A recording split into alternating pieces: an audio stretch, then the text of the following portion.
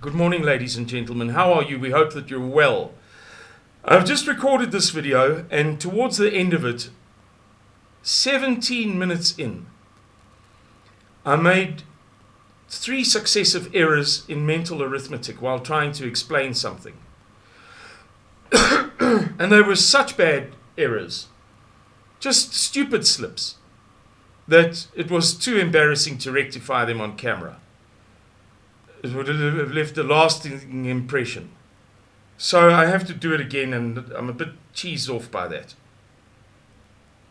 Yesterday, I was working here at my desk. That would have been Sunday. Today is Monday the, 15th, 16th? Monday the 16th of January. And I got an invitation to visit 2 friends, a couple. And so I finished my work and went to visit them. And I had stayed at my desk for about another 40 minutes. And presumably in the intervening period, they had had an argument, and indeed they were in the throes of a simmering quarrel when I got there. By the way, I forewarned them that I was going to tell this story, and they were quite happy for me to do so. And the woman was so upset that she had tears in her eyes. But the husband, the man, didn't take her seriously at all. So he kept on antagonizing her in a way that would be funny for anybody except her. She was very upset. He had a point and she had a point. Her point was, the dispute was over where to go on holiday. And he had said to her, there is no way that I'm going on holiday to such and such a place. You can just forget about it. You can go by yourself. Now, of course, to a woman, that means you don't love me. You will never love me. You have never loved me. To a man, that means there's no way that I'm going on that holiday. If the roles were reversed, if I said, do you want to come on a stinky fishing holiday, being sick on a boat for 4 days non-stop, you would say no. And I'd be thrilled. I'd go with my buddies, not because I don't love you, but because I'm a man. Women don't think like that. And she was quite positive that this was a definitive sign. And he just couldn't take it seriously. He simply could not. So, as this was ongoing, I endeavored to placate both parties, to get him to stop being so cruel, and to get her to be reasonable.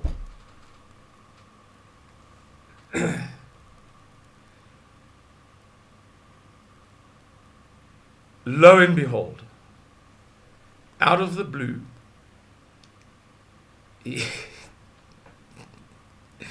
by then we were talking about Eskom. And he reckons that's why I keep on telling her she should stop and pick up twigs and sticks on her way home from work in the afternoons so that we can make a braai. Now, the joke itself is possibly only a 6 out of 10, even a 5 out of 10. But the delivery was immaculate, 10 out of 10. The timing, impeccable, 10 out of 10. And the circumstance, ideal, 10 out of 10. Taken all together, it was possibly the funniest thing I've heard in my whole life. I was drinking this yellow stuff, pine nut. And I'd just taken a swig. And for the first time ever, I've come close before, but never actually, really, properly, I burst out laughing while my mouth was full. And it came out of my mouth and my nose, everywhere. It was terrible. But of course not deliberate, not my fault. It was a reflex reaction. I used to be able to do it when I was younger. Like in my 20s, I could make girls laugh by feeding them drips and drabs of a funny anecdote. And just as I could see that they were laughing intensely, I would aggravate it, as it were, by throwing in some more. And I could do it quite well, until one day I made a girl laugh so much. I had often gotten it right to make girls lose control, it wasn't the purpose, it was to make them laugh. But in this case, the girl was so embarrassed that she started crying, and she just couldn't control herself. She was crying and laughing at the same time. Honestly. So I felt so bad, I stopped doing it. I felt terrible about that. But I still do it sometimes to one of my brothers. I can make him while he's drinking coffee.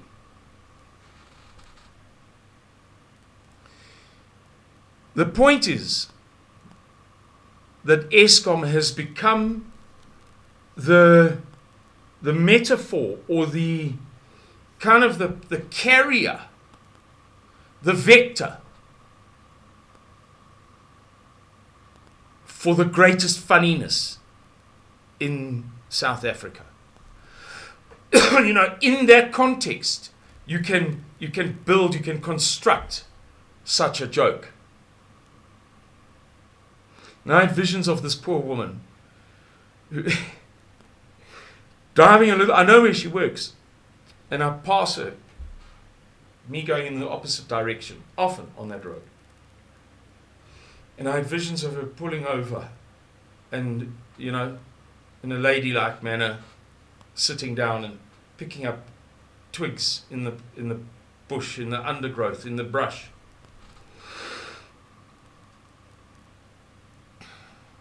And that's where we are with Eskom. K.W. Miller is the American guy who has now made about 10, perhaps a dozen videos about the collapse of Eskom. And initially I thought that he was a bit louder than necessary. But he has over time proven himself to be fairly accurate in predicting these things that we're experiencing now. I spoke to my mom about blackout stages the other day, and apparently not everywhere in South Africa is having equally long or as many blackouts daily. But so we all agree, Simon Roche did not say categorically that all of South Africa is now in stage 8. He did not do so, because his mommy told him it's not true. And he loves his mommy.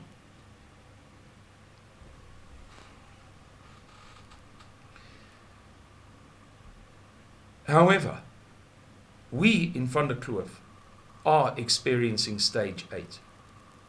That's a mathematical fact. Not stage 6. When they say stage 6, they're lying. Van der Kloof, stage 6. That's a lie. A rank lie, a lie of the first water.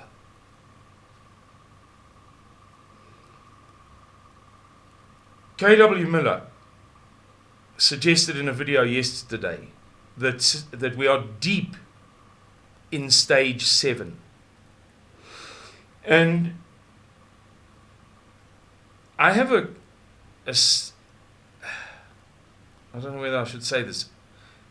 I am telling you, because I know. We all have our little talents. I know that he wanted to say, that he almost said, that he practically had to put the words back in his mouth, that we're in stage 8. South Africa as a country.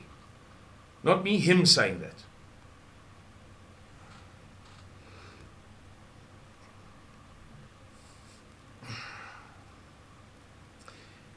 And it's not going to get better, ladies and gentlemen, because it can't get better. You must understand. You must realize that when it gets this bad, it becomes a self-perpetuating thing. It's like fire. Fire doesn't burn easily, but when it's burning well, it burns better.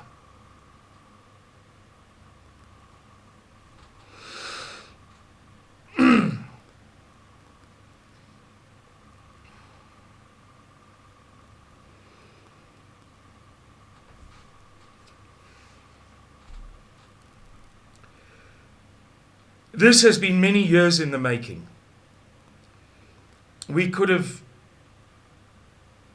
held conversations, or I could have said the sorts of things that I'm about to say years ago, to different degrees and extents. But it wasn't quite the right time. It's like catching a wave. If you've ever been on holiday to the seaside, as you all have, you've seen surfers catch waves. And there is an art to catching a wave. A real art to it.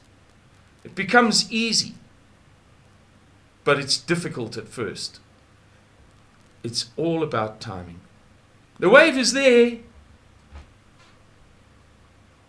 but it's not worth catching, and it's not worth the effort.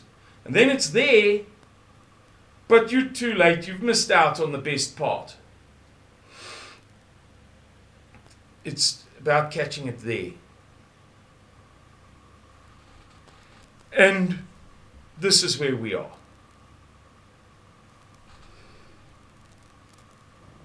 Now is the right time to tell you that our troubles have begun. Not in the sense of Nag van die lang messe, vulkaniese uitbarsting. In the sense that the whistle is sounded. The fly half is running up to kick off. He has perhaps already struck the ball, and it's sailing through the air to the other pack of forwards.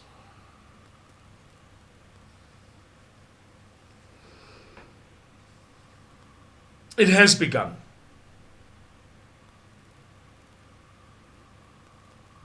And I urge every single one of you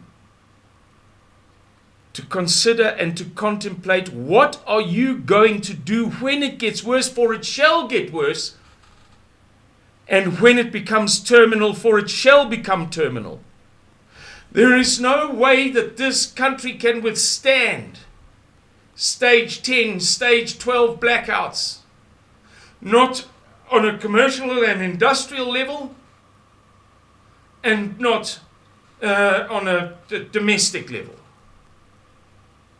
Households cannot go without electricity for, call it, 15 hours a day, without great distress.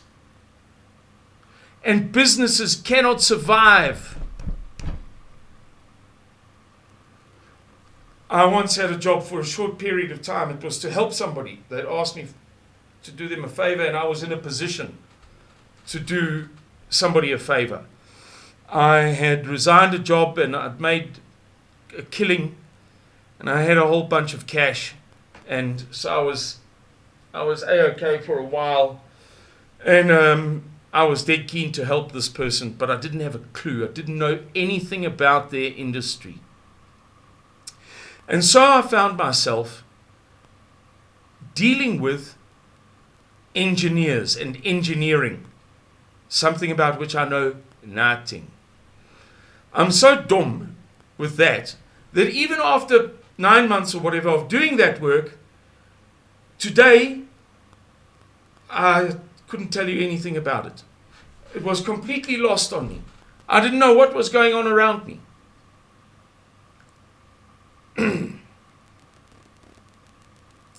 But I do know this.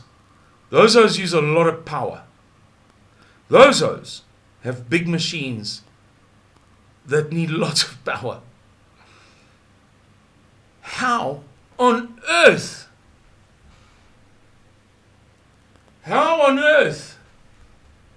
does a mill, a press, or a big lathe that needs 20 kilowatts to turn it at 500 revolutions a second or whatever, I don't know.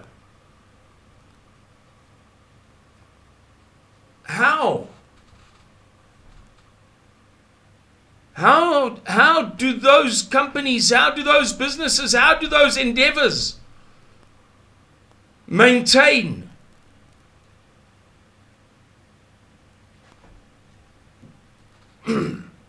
when a quarter or a third or a half of their productive day is robbed from them? Ladies and gentlemen, you must understand now that this matter is terminal now. This is the patient with stage whatever cancer. May God forbid it. This is that now. And it can't be remedied. The 492 billion rand that Eskom has riding on this thing, or that the banks, the lenders, I should say, have riding on this thing, it's too much. The African National Congress's ability is too little. The event is too far gone.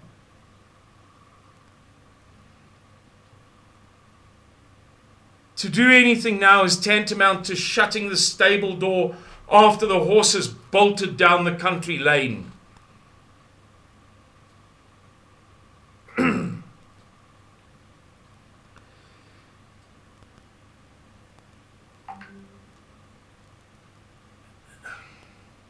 Please, please, please see this for what it is. Please understand.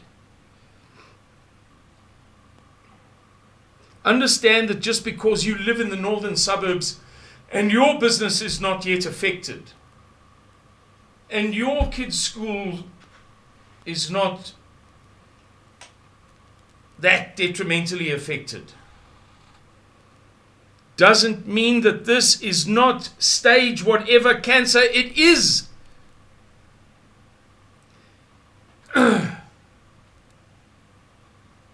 Just because, have you ever had this experience? When I was young, I didn't know anybody who was ailing or who had died, who I'd witnessed ail and pass away.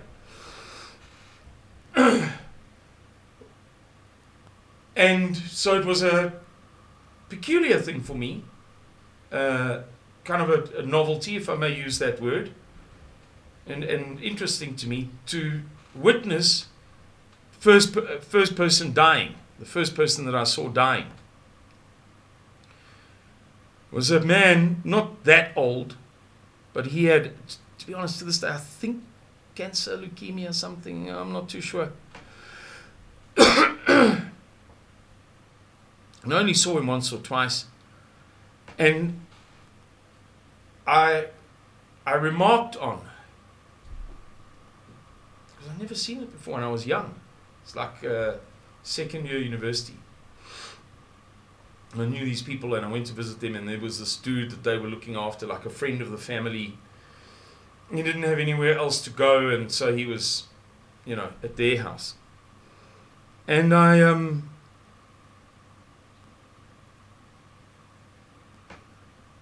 remember that he didn't look all dead. Like some parts of him looked just fine. I didn't get to see his whole body, obviously, but like his hands, maybe his eyes, or his nose, or his ears, I remember he had like the way they do in the hospitals.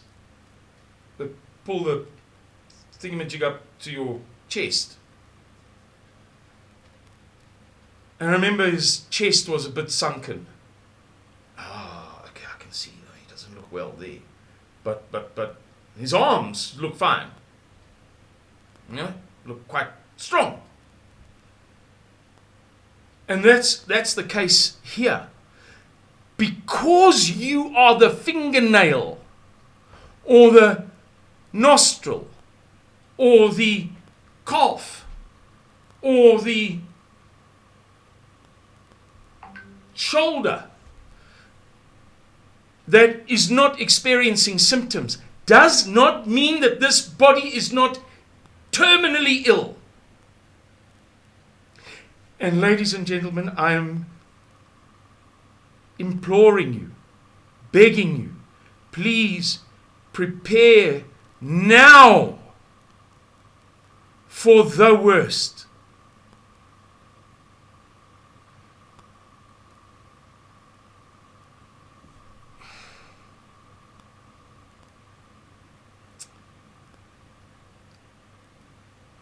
Thank you for watching this video, for what it was worth.